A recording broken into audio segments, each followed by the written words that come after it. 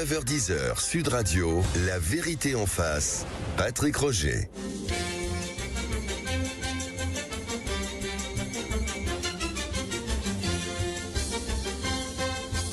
Bah oui, c'est aussi un peu une balade en France avec le French Cancan pour recevoir Gilles Martin Chauffier. Bonjour. Bonjour.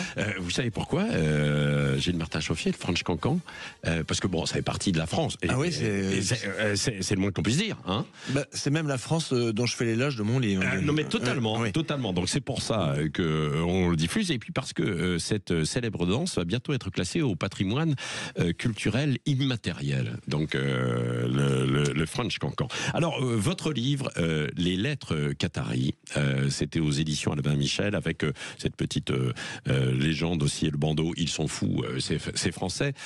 Donc, à la façon à la manière du Montesquieu, des lettres persanes, vous avez rédigé ce roman. Vous êtes journaliste et vous êtes romancier, donc vous avez une double plume, si je puis dire, quoi.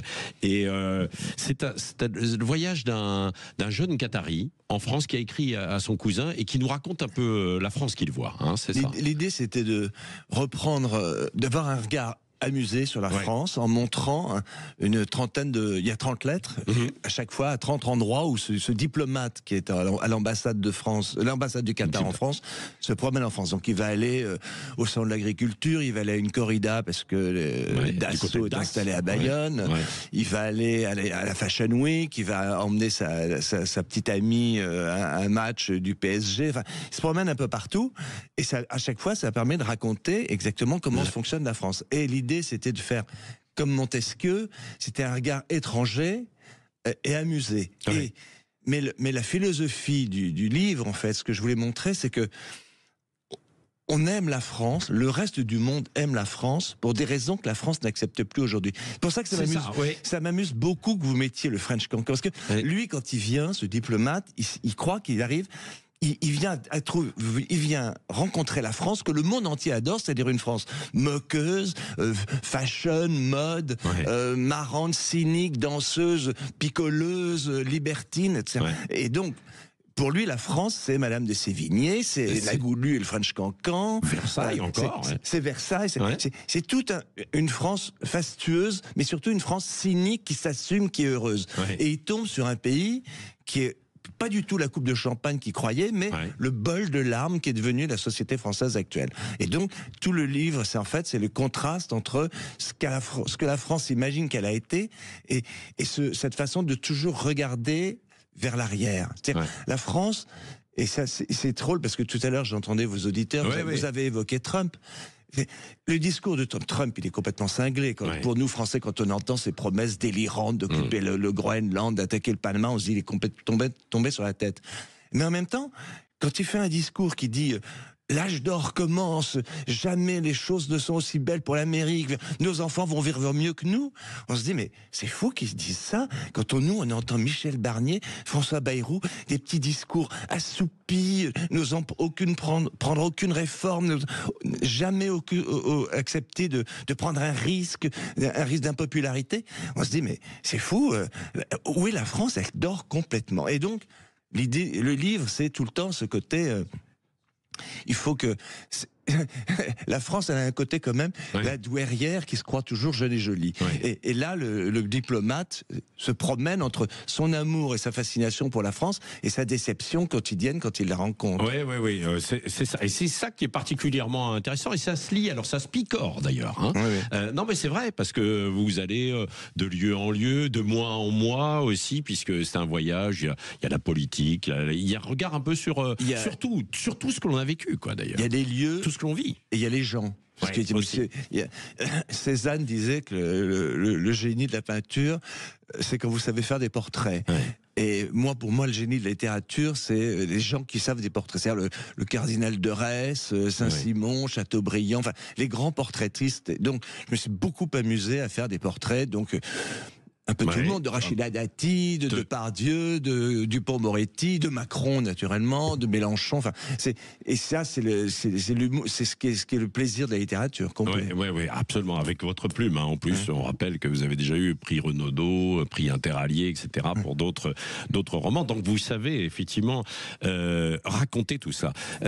Alors, et vous avez pris un Qatari. Oui. Est-ce que vous pouvez nous expliquer pourquoi? Alors, d'abord, il y a la référence culturelle, c'est-à-dire puisque Montesquieu avait pris un persan.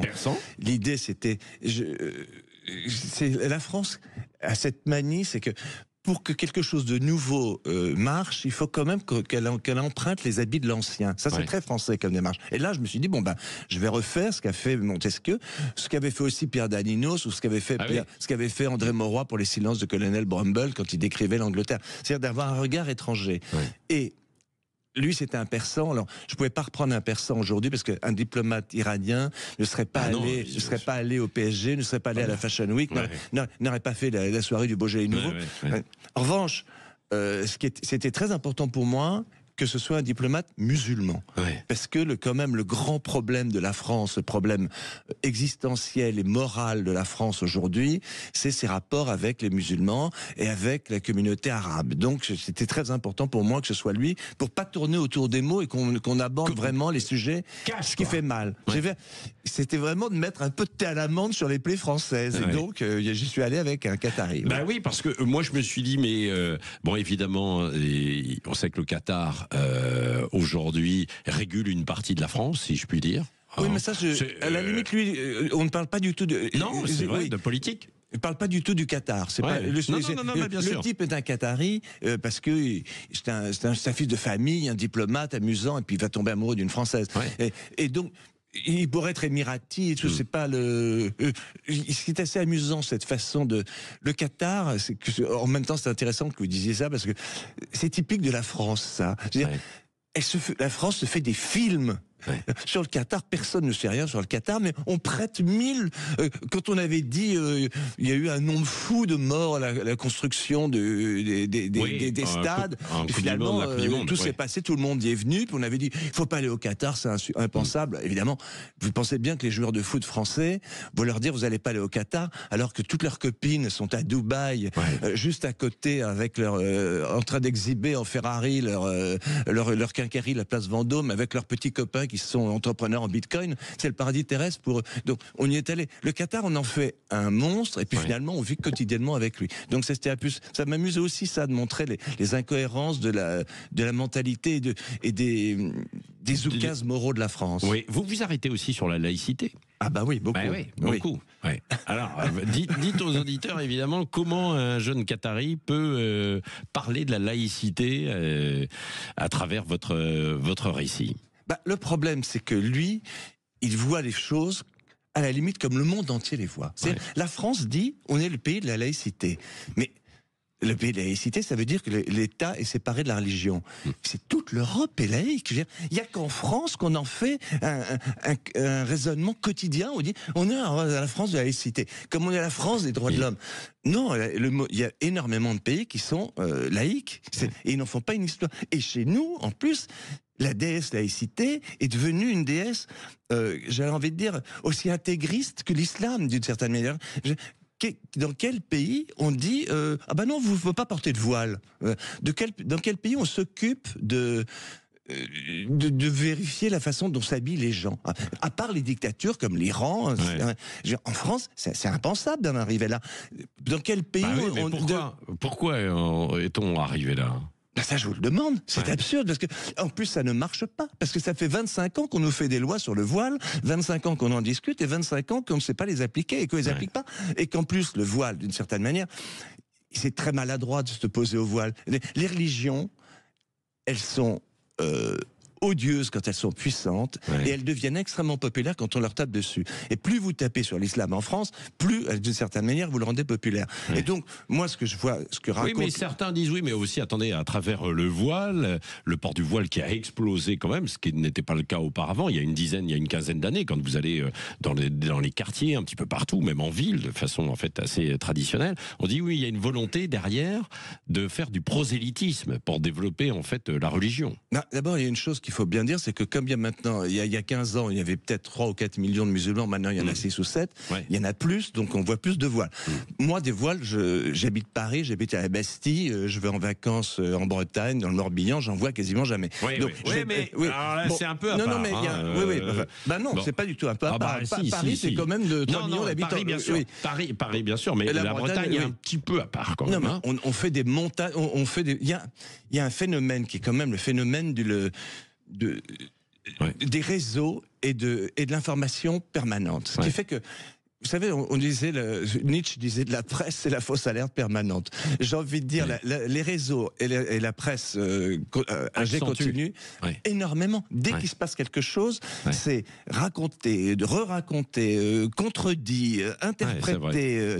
Et tout devient, le moindre caillou devient un Himalaya, puis pour 24 heures, parce qu'après ça disparaît. Je veux dire, le voile, mon avis, c'est l'avis du diplomate, mais il reflète le mien. On en fait une montagne, alors qu'en fait, je pense que... Tout le monde n'est pas d'accord avec vous, là, sur ce sujet, bien sûr, mais c'est pour ça qu'il y a... Je pense que c'est pour ça qu'il y a un débat, c'est qu'en fait, les gens ont tendance... C'est ça qui est très important. En fait, on raisonne par catégorie en France. Et les gens disent les musulmans. Ça n'existe pas, les musulmans. Moi, je regarde le journal de 20h. J'ai été rédacteur en chef de match pendant 25 ans. Absolument. Tous les soirs depuis 25 ans, je regarde le journal de 20h de TF1 pour savoir les images que tous les Français ont vues et qu'il ne faut pas que je mette dans mon journal le lundi suivant. Tous les soirs, je dis bien tous les soirs, si vous regardez le journal de 20h, vous allez tomber sur un musulman ou un arabe qui sera banquier, qui sera maraîcher, qui sera leader de la CGT. Ils sont partout, français parfaitement intégrés, et évidemment, on ne met l'œil que sur le 1% les derniers arrivés qui mettent le chaos. Ce que d'ailleurs, Jamel, qui est très drôle, je n'ai pas besoin de moi pour savoir que Jamel est drôle, il avait surnommé l'arabe qui cache la forêt. C'est vrai. Et je pense qu'on ne devrait pas raisonner par catégorie, on ne devrait pas se faire peur. La France se fait peur, et c'est un peu le problème de ce livre. Ce que j'essaie de montrer, c'est qu'on vit sur le coupon, on vit en arrière, on a toujours le regard vers l'arrière, et on n'est plus radieux, optimiste, croyant, allant de l'avant. On a peur de tout. Et maintenant, on a peur d'une gamine qui porte le voile. C'est grotesque. Allez, vous êtes d'accord, pas d'accord? Tiens, si vous voulez réagir, 0826 300 300. Gilles Martin Chauffier, avec un voyage assez étonnant et corrosif en France, avec de l'humour aussi, est mon invité dans La Vérité en face jusqu'à 10h. 9h-10h, Sud Radio, La Vérité en face, Patrick Roger. La Vérité en face avec Gilles Martin Chauffier, romancier, ancien journaliste, en fait, il est journaliste toujours, un jour journaliste toujours, il était à Paris Match pendant une trentaine d'années, absolument. Ils sont fous, ces Français, les lettres Qatari. Donc c'est le voyage en France d'un jeune diplomate et qui raconte à son cousin ce qu'est la France, en fait, aujourd'hui, telle que lui la voyait avant. Et d'ailleurs, alors je dirais pas, je vais pas tout dévoiler, mais bon, même si c'est un roman, mais quand il quitte en fait la France, il se dit aïe aïe aïe, mais ce n'est plus du tout ce que c'était quand il arrive en fait en Italie, quoi. Oui, en même temps. Non, mais c'est vrai, il y a une forme de mélancolie, de tristesse en France qu'il n'y a plus quand il arrive en Italie, quoi. Il a une déception par rapport à la France parce qu'elle n'a pas le côté flamboyant, enthousiasmant qu'il espérait, et il trouve que la France est un pays qui est replié sur lui-même, désespéré, qui ne voit que le négatif chez lui. Et je dois dire que l'autre jour, c'est tout à l'heure, je vous entendais que vous parliez de Trump. C'était extraordinaire. Quand le discours de Trump a lieu, de quoi il parle, Trump? Il dit, on va planter un drapeau sur Mars. Et nous, quand on fait le grand discours de l'année, comme François Bayrou, même plutôt Emmanuel Macron, qu'est-ce qu'on a fait de fantastique cette année? On a restauré Notre-Dame. Il y a un côté... On est tout le temps en train de regarder en arrière. Lui, il dit, on va mettre le premier jour, il arrive à la Maison Blanche, il met 500 milliards sur la table pour faire des usines d'intelligence artificielle. Et nous, on dit, il va falloir qu'on fasse des règlements et qu'on contrôle un peu, qu'on établisse des normes. C'est pas comme ça qu'on vit, qu'on est moderne. Il faudrait rétablir l'enthousiasme dans le pays, en France, quoi. En France, on ne fait plus rien. La France est bloquée. Et tout à l'heure, vous disiez, on parlait de l'immigration. Oui, c'est vrai. Et qu'est-ce qui fait que l'immigration, quel est le problème en France? L'immigration n'est pas le problème. Le problème en France, c'est la justice. C'est-à-dire, en fait, l'immigration. La justice ne prend pas les mesures. Les squatteurs, on les ménage. Les gens qui ont le QTF, on les fiche pas dehors. Donc, il y a une espèce de rancœur générale qui fait que on se dit, mais ce pays est bloqué, ce pays est arrêté, ce pays n'avance plus, et les gens n'ont aucun moral. Quand je vous dis tout à l'heure le problème du courage, la justice n'a pas de courage. Toute la conversation que vous avez eue avant que j'arrive, c'était ça. On n'arrive pas à faire un budget. On a besoin d'argent. Est-ce que vous pensez normal que vous d'entendre un ministre vous dire que des retraités à 2000 € sont des retraités riches? C'est se foutre du monde. Est-ce qu'on se rend compte du nombre d'économies qu'on pourrait faire dans ce pays, du nombre d'agences qui servent à rien, du nombre de même comment s'appelle le centre, il y a le Parlement, il y a le Sénat, et il y a le centre économique et social. Oui, le centre économique et social, qui fait exactement le travail des commissions d'enquête du Sénat et de tout ça pour être super. Il y a des économies à faire partout? Non, pas du tout. Il faut qu'on aille prendre 50 € dans la poche des retraités qui ont 2200 € de retraite par mois. C'est insensé, c'est grotesque. Et tout ça, c'est un manque total de courage. Bon, écoutez, Gilles Martin-Chauffier, puisque vous avez du temps, alors continuez d'écrire et puis écrivez un programme. Non, mais est-ce que les retraités devraient davantage s'impliquer aujourd'hui, peut-être avoir plus de poids, puisqu'ils ont plus de temps, sur des grandes décisions? Tiens, ce serait pas... Les retraités? Oui, pour eux, mais pas forcément les politiques. Ils le font, toutes les associations. Quand vous tombez sur des enquiquineurs, par exemple des écolos, qui veulent, dès qu'on veut faire un petit barrage, il y a toujours quelqu'un qui vous trouve un scarabée qui prude, qui est juste le seul endroit en Europe où c'est réfugié. Là, il n'y a que des écoles, des retraités. Les associations qui sont très importantes dans le tissu social, économique. Les associations de riverains, par exemple, c'est beaucoup des retraités. C'est quasiment que des retraités. Bien sûr. D'ailleurs, il y avait ce fameux type qui élève des chèvres près du Mont-Saint-Michel, qui se fait harceler par des écolos. Ils ont tous 75 ans. C'est odieux. En tout cas, lisez ce livre. Gilles Martin-Chauffier, c'est formidable, ça se picore. Les lettres Qataris, c'est un voyage assez étonnant en France, quoi. Tiens, on termine par le Franche-Cancan. Bien sûr, la célèbre danse, bientôt classée au patrimoine culturel immatériel. Jacques Chirac voulait même faire entrer la Goulue au Panthéon. Ce que je trouve une idée géniale, d'ailleurs. C'est vrai. Et puis, ça permet de faire du sport. On danse sur le Franche-Cancan. Dans un instant, vous allez danser autour de l'actualité avec Valérie Expert, Gilles Gansman, 10h midi, André Berkoff ce midi, Les Vraies Voix ce soir et évidemment toutes les émissions.